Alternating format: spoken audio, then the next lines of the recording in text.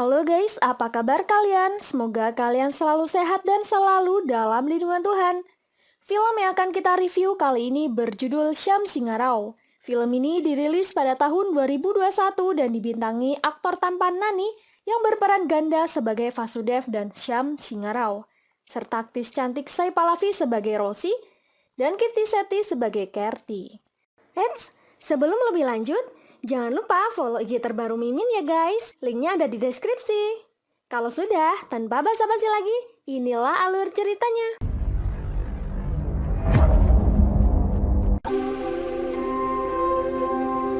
Ini adalah Vasudev. Sejak kecil dia berminat di bidang perfilman. Dia sangat terobsesi menjadi sutradara film, hingga dia meninggalkan pekerjaannya dan memilih untuk membuat film pendek. Jika film pendek ini berhasil dan diterima produser, maka dia bisa mendapat sponsor dan memproduksi film layar lebar. Untuk membuat film tersebut, Vasu dibantu oleh salah satu temannya yang bernama Pramod. Namun selama 2 bulan, dia belum berhasil menemukan perempuan yang cocok sebagai pemeran utamanya. Suatu hari di kafe milik Pramod, Vasu melihat seorang gadis bernama Kerti. Dia mempunyai karakter yang sesuai dengan filmnya. Lalu Vasu menghampirinya. Vasu menawarkan pada Kerti untuk menjadi pemeran utama. Kerti menolak sebab dia tidak menyukai film, bahkan tidak berminat menontonnya. Tapi Vasu dan Pramod terus berusaha membujuknya hingga membuntutinya ke rumah.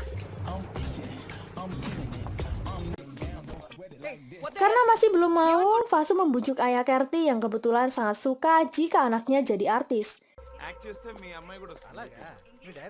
Ditambah lagi, Vasu mengancam akan memperlihatkan foto saat dia merokok di kafe pada ayahnya jika Kerti tetap menolaknya.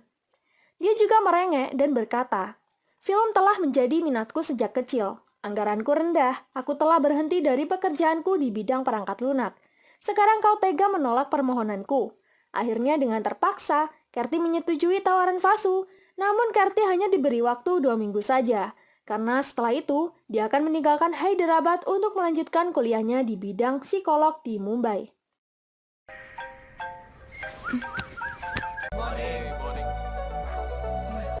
Keesokan harinya mereka mulai membuat film. Film tersebut berkisah tentang seorang gadis perempuan yang suka melukis sejak kecil. Kanvas adalah dunianya, tapi lukisannya tidak mempunyai jiwa. Dia mencari warna di setiap emosinya. Action! Namun karena dananya minim, mereka pun menggunakan alat seadanya. Bahkan mereka sempat dilaporkan polisi karena menggunakan drone di atap rumah tanpa izin. Tapi mereka berhasil keluar dengan bantuan ayah Kerti. Kerti sempat marah, tapi Vasu menggunakan jurus drama memelasnya lagi dan membuat Kerti mau melanjutkan syutingnya. Lanjut cerita, di hari terakhir syuting, mereka pun menggunakan latar belakang pasar. Tapi di sana, Kerti diganggu oleh sekelompok pemuda. Melihat hal itu, Vasu marah dan langsung menghajar mereka semua. Hingga pertarungan satu lawan banyak pun tak terelakkan. Di tengah-tengah pertarungan, salah seorang pemuda memukul kepala Vasu hingga telinganya mengeluarkan darah. Vasu terlihat seperti orang lain dan menghajar preman-preman tersebut, membuat semua orang kebingungan. Setelah itu mereka melanjutkan syuting dan film itu pun selesai. Film tersebut berjudul Varnam. Vasu langsung menunjukkan hasil filmnya ke salah satu produser film bernama Oki. Oki menyukai film Vasu dan memberikan dana untuk proyek film selanjutnya. Good luck. Thank you, sir. Dengan susah payah, Vasu mengerjakan skrip film selanjutnya. Tapi saat telinga Vasu keluar darah lagi, Vasu tiba-tiba menyelesaikan skripnya dengan mudah dan cepat.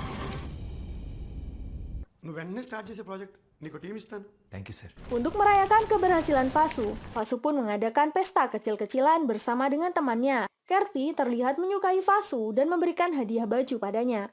Dia yakin Vasu akan menjadi sutradara hebat.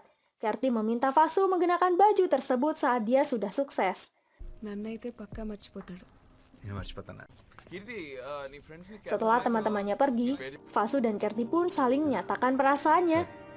Di tengah-tengah percakapan mereka, tiba-tiba telinga Vasu kembali mengeluarkan darah, dan tiba-tiba saja Vasu menyebut nama Rosi. Hal itu membuat Kerti cemburu dan sangat marah hingga meninggalkan Fasu. Keesokan harinya, Fasu menceritakan kejadian tersebut kepada Pramod. Fasu menjelaskan bahwa dia benar-benar tidak mengetahui siapa itu Rosi, karena hal itu tiba-tiba terlintas di pikirannya. Pramod menyuruh Fasu untuk fokus dalam pembuatan filmnya saja, karena ini menyangkut masa depan Fasu. Lanjut cerita, Fasu langsung fokus membuat proyek film perdananya. Setahun kemudian, Fasu merilis filmnya. Film itu pun sukses dan banyak peminatnya. Hingga Fasu ditawari produser film di Mumbai untuk membuat ulang film tersebut dalam versi Bollywood dan menggunakan bahasa Hindi. Scene pun berlanjut saat Fasu dan produser di Mumbai mengadakan jumpa pers. Fasu pun menggunakan baju yang diberikan Kerti. Di sini Fasu dipuji-puji karena ceritanya yang sangat sukses. Namun tiba-tiba, polisi datang dan langsung menangkap Fasu atas tuduhan pelanggaran hak cipta. Karena sebuah perusahaan penerbit di Kolkata bernama SR Publication mengaku bahwa cerita yang ditulis oleh Fasu adalah karya Shyam Singha Rao 50 tahun yang lalu. Sang produser dari Mumbai langsung meng-cancel pendanaan film tersebut. Berita itu pun viral dan menjadi trending topik. Seketika reputasi Fasu hancur karena hal itu. Fasu juga dianggap merusak reputasi para sutradara di Mumbai. Ayah Kerti mengabari anaknya untuk memberitahukan tentang Fasu. Kebetulan Kerti melihat Fasu menggunakan baju yang dia berikan. Itu artinya, Fasu masih mengingatnya. Kerti pun segera pergi menemui Pramod untuk menolongnya. Kerti dan Pramod pergi menemui sepupu Kerti yang bernama Padma Vanti. Dia adalah seorang pengacara muda peraih medali emas di perguruan tinggi. Mengetahui Fasu orang yang berarti untuk sepupunya, Padma pun bersedia menangani kasus Fasu dan langsung menemui Fasu di kantor polisi. Setelah bertemu dengan Fasu, Padma menjelaskan bahwa Fasu memang terbukti menciplak buku yang pernah diterbitkan oleh SR Publication 50 tahun yang lalu. Dan untuk meringankan hukumannya, Padma meminta agar Fasu mengakui saja kesalahannya untuk meringankan hukum. Mendengar hal itu, Fasu merasa jengkel, karena dia benar-benar tidak pernah menciplak karya manapun. Singkat cerita, persidangan perdana pun dimulai. Pihak penerbit diwakili oleh keponakan pemilik SR Publisher, Rama Singh, beserta pengacara handal yang belum pernah kalah dalam kasus apapun yang bernama Krishna Murthy. Krishna mengutarakan argumennya. Sambil memberikan bukti, Krishna mengatakan, skrip film Fasu terbukti pernah ditulis oleh seorang penulis Bengali Telugu yang legendaris bernama Shyam Singha Rao, yang pernah mengguncang seluruh bangsa dan pemerintah dengan tulisannya pada tahun 1970-an. Hakim pun membaca dua buku yang terbukti persis dengan dua film Fasu. Lalu Krishna menuntut vonis 5 tahun penjara dan denda sebesar 10 crore. Juga 50% dari pendapatan yang dihasilkan oleh film yang Fasu ciplak. Untuk membela diri, Fasu meminta hakim segera melakukan tes deteksi kebohongan. Dengan senang hati, Krishnamurti pun menyetujuinya. Dan tes kebohongan pun langsung dilakukan. Tak lama kemudian, Departemen Forensik menyimpulkan bahwa Vasudev tidak berbohong. Padma meminta waktu untuk mengumpulkan bukti. Lalu sidang ditunda selama 3 hari dan Fasu dibebaskan tanpa jaminan untuk memberikan bukti-bukti bahwa dia tidak bersalah. Malam harinya mereka berempat mendiskusikan tentang hal itu. Padma yang sudah mempelajari asal-usul Shyam Singha Rao pun memberitahu bahwa pemilik SR Publisher adalah saudara kandung Shyam Singha Rao. Ibu Shyam adalah orang Telugu dan ayahnya orang Bengali. Shyam memiliki 3 saudara kandung dan dia yang termuda. Ia lahir di sebuah desa bernama Kalikapur di distrik Karajpur, Benggala Barat. Shyam menjadi penulis terkenal dan seorang aktivis sosial di Kolkata. Pasca tahun 1977, tidak ada informasi mengenai keberadaannya. Pada tahun 1985, keluarga laki-lakinya mengalami kecelakaan mobil yang tragis. Anak-anak dari saudara-saudara yang mati itu saat ini menjalankan perusahaan, dan mereka lah yang telah mengajukan kasus hak cipta ini pada Vasudev. Setelah mendengar hal itu, Fasu pun membaca buku Shyam Singha Rao. Dia merasa tulisan itu tidak asing baginya. Tapi tiba-tiba telinga Fasu mengeluarkan darah lagi. Fasu menjelaskan bahwa hal itu sering terjadi padanya, seperti saat bercumbu dengan Kerti, saat menulis skrip film, saat syuting film pendek, dan lain sebagainya. Itu membuatnya sedikit linglung. Strange. Melihat hal itu, Kerti langsung meminta tolong kepada dosen S2-nya yang ahli dalam bidang tersebut. Sang dosen menjelaskan bahwa hal itu berhubungan dengan alam bawah sadar Vasu, dan untuk mengetahui apa yang sedang dipikirkan oleh Vasu, dosen menyarankan segera melakukan hipnoterapi. Lanjut cerita, hipnoterapi Vasu pun dimulai dan direkam oleh Kerti. Dosen memberikan obat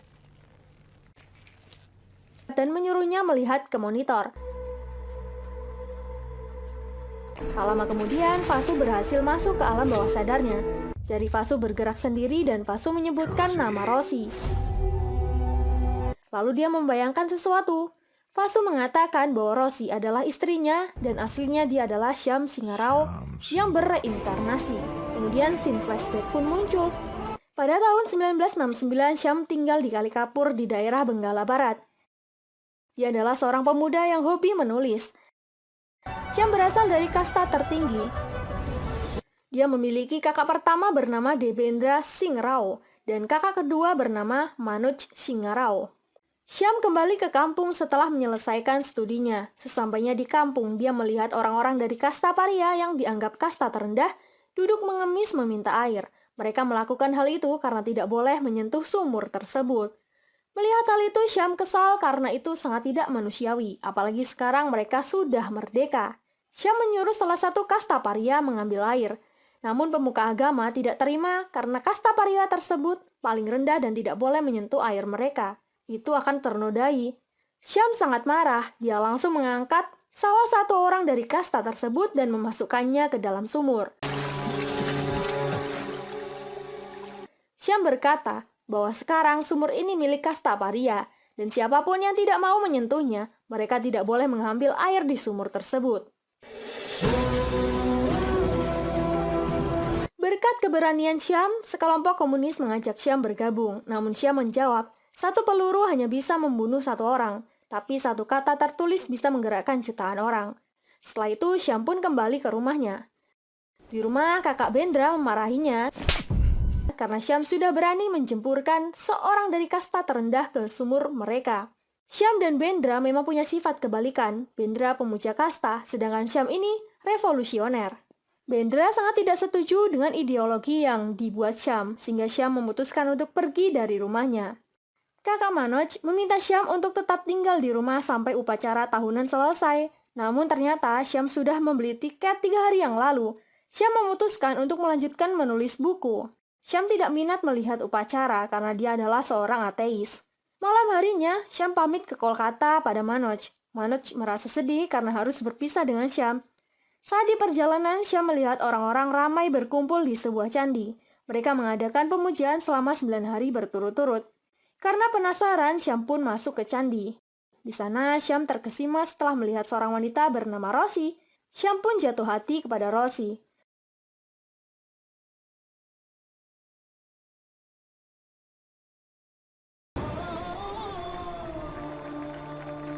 Setelah acara selesai,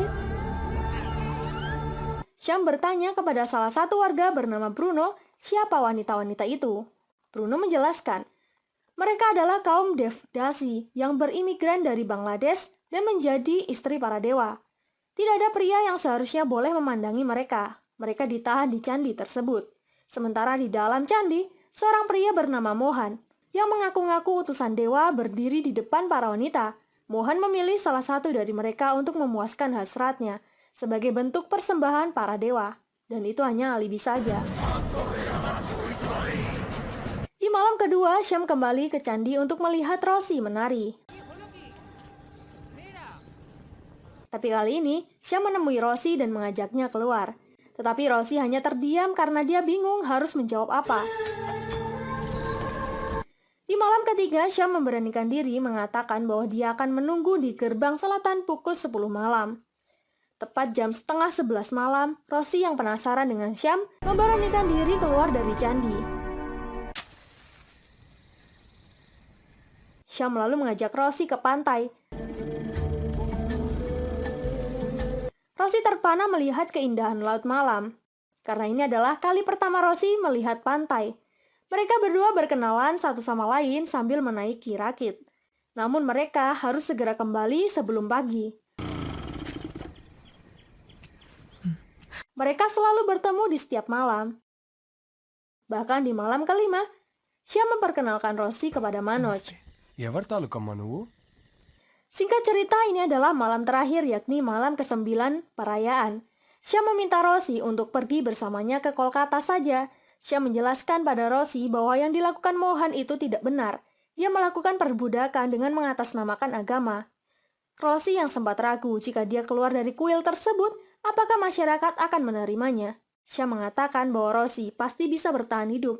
Apalagi dia menguasai tarian klasik. Dia akan menjadi guru seni yang sangat hebat. Sehingga Rosie pun percaya pada Syam. Lanjut cerita, Syam sudah menunggu Rosie lama di belakang candi. Tak lama kemudian datang seorang dokter masuk lewat pintu belakang candi. Karena penasaran, Syam pun nekat masuk ke candi untuk mencari Rosie. Dia terkejut setelah melihat Rosie yang sedang terluka.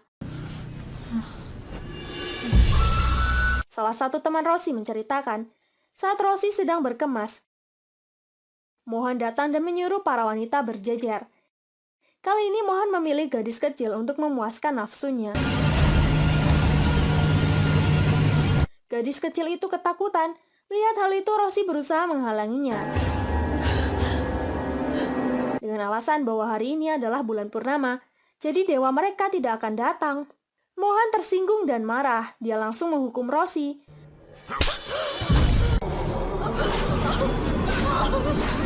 Mohan bahkan mengancingi Rosie di depan para wanita lainnya.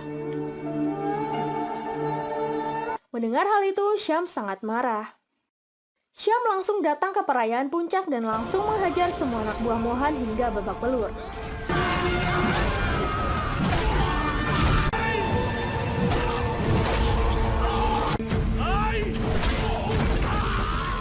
Mohan pun melempari Syam menggunakan tombak api, tapi Syam menangkapnya. Syam akhirnya bertarung dengan Mohan, 1 lawan 1.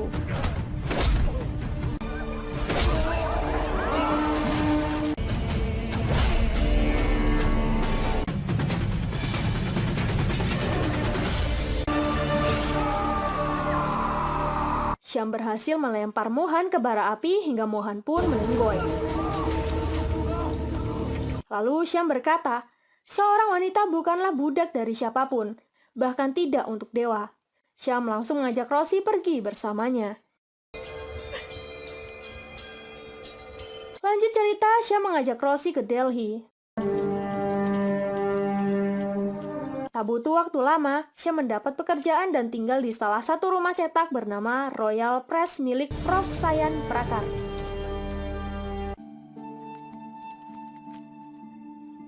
Mereka berdua menikah.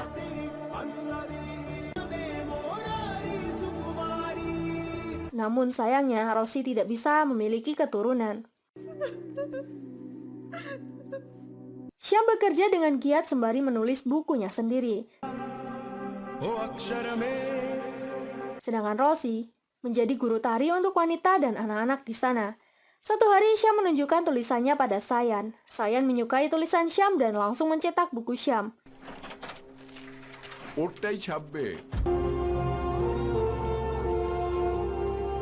Syam menulis tentang keadilan dan penghapusan kasta. Lalu Syam semakin berani mengutarakan semua pikirannya dalam sebuah buku.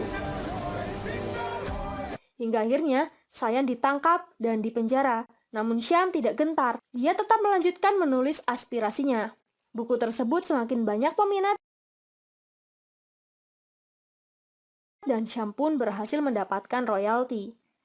Lanjut cerita, Rosie mengatakan kepada Syam bahwa dirinya sangat beruntung bertemu dengan Syam. Rosie membayangkan nasib para devasi yang belum bisa merdeka. Siapa yang akan membebaskan mereka dan siapa pula yang akan bertanggung jawab untuk masa depan anak-anak mereka. Mendengar perkataan Rosie, Syam pun tersentuh hatinya. Di tahun 1975, Syam kembali menulis buku, kali ini tentang ritual yang ada di candi dan tentang aliran sesat yang mengatasnamakan agama, juga tentang perbudakan seks atas nama agama. Buku itu kemudian viral. Semua orang menyukai buku Syam Singarao, namun tak sedikit pula yang membencinya. Beberapa bulan kemudian, Syam membangun rumah sosial. Rumah tersebut diberi nama SR Trust. Secara resmi, Syam membuka yayasan tersebut bersama Sarada atau cucu Sayan. Syam terus menyuarakan pendapatnya tentang perbudakan wanita. Kemudian satu persatu wanita yang ditawan di candi pun dibebaskan. Syam sukses besar hingga terkenal di seluruh negeri. Dia juga membuka percetakan sendiri yang bernama SR Publication. Suatu malam Rosie mengucapkan terima kasih pada Syam. Rosie juga berkata, kapanpun kematian datang mengetuk pintuku, aku mau mati di bulan baru seperti ini, berbaring di pangkuanmu, menatapmu di saat-saat terakhirku dengan senyum di bibirku. Itu adalah keinginan terakhirku. Suatu hari kakak Manoj mengunjungi mereka. Dia memberitahu bahwa kakak Bendra sedang sakit parah dan dia minta sesekali Syam pulang menjenguknya. Rosie mempunyai firasat buruk pada Syam. Dia merasa sesuatu yang buruk akan menghampiri Syam dan melarang Syam untuk pergi. Namun Syam yang sangat menyayangi keluarganya memutuskan untuk pergi sebentar ke kampung halamannya. Di perjalanan pulang, Manoj mengatakan bahwa dia sangat senang membaca buku-buku Syam. Dia sudah mengumpulkan semua buku Syam, terutama cerita pendek tentang seorang gadis kecil yang gemar menulis. Sesampainya di rumah, Bendra dan kakak iparnya menyambutnya dengan hangat. Bendra menyuruh Manoj pergi ke pasar untuk membeli kelapa. Setelah Manoj pergi, perlakuan Bendra pada Syam pun berubah. Bendra mengatakan bahwa dia tidak menyukai ideologi Syam. Bendra meracuni makanan dan melukai Syam.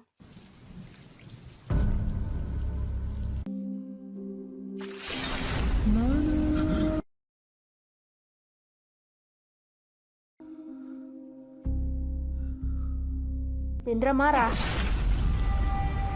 Setelah Syam mengamuk di candi waktu itu, keluarganya dipandang sebelah mata oleh orang-orang desa. Tak lama kemudian, Manoj pulang dan membawa kelapa.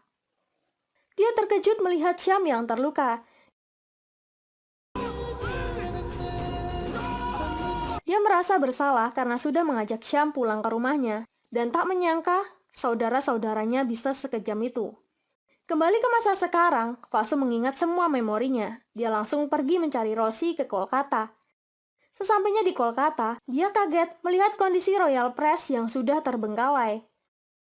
Di sana dia hanya bertemu dengan Sarada atau cucu Sayan yang sekarang sudah dewasa. Sarada menjelaskan bahwa setelah kepergian Paman Syam, Bibi Rosie pergi dari sana untuk mencari Paman Syam. Dan sampai sekarang, dia tidak tahu keberadaan Bibi Rosie. Setelah itu, sang pengacara mengajak Vasu kembali karena besok dia harus berada di persidangan.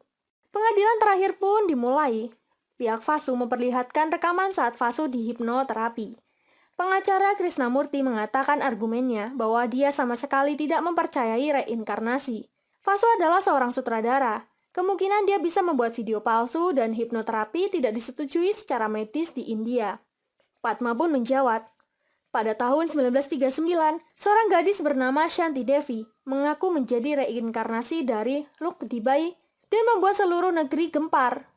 Untuk mengkonfirmasi kebenaran itu, dibentuklah sebuah komite beranggotakan 15 orang oleh pengacara terhebat di negeri ini, Mahatma Gandhi. Dia tidak menganggapnya sebagai tahayul. Dia juga mengajukan gambar dan dokumen terkait kasus tersebut. Sehingga hakim pun bingung dan memutuskan untuk menunda sidang tersebut. Lanjut cerita, pada waktu pembacaan keputusan, seseorang meminta hakim untuk memberikan waktu pada seorang yang terkait kasus tersebut. Ramana. Ternyata dia adalah Manoj Singh Rao, kakak Syam Singh Rao.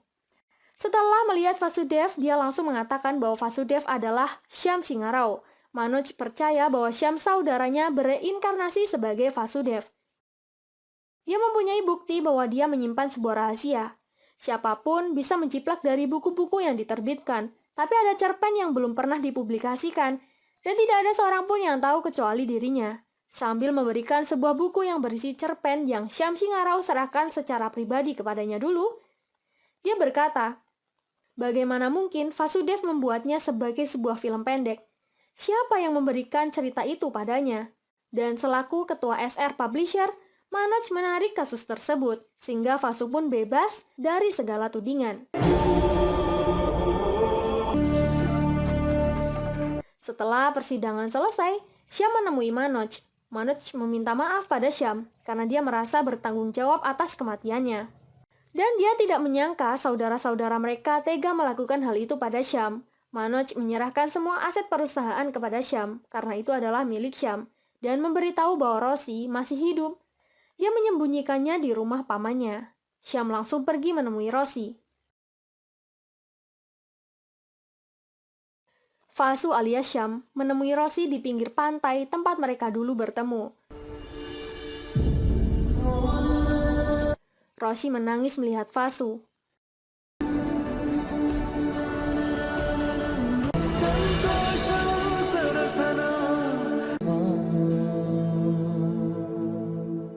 Belum sempat mereka berdua ngobrol, Rosie meninggal setelah memeluk Syam sambil tersenyum. Dan impian Rosie akan kematian terindahnya dulu itu pun terwujud. Terima kasih buat kalian yang sudah support channel ini. Jangan lupa tinggalkan like dan saran kalian di kolom komentar. Sampai jumpa di alur cerita berikutnya. Terima kasih.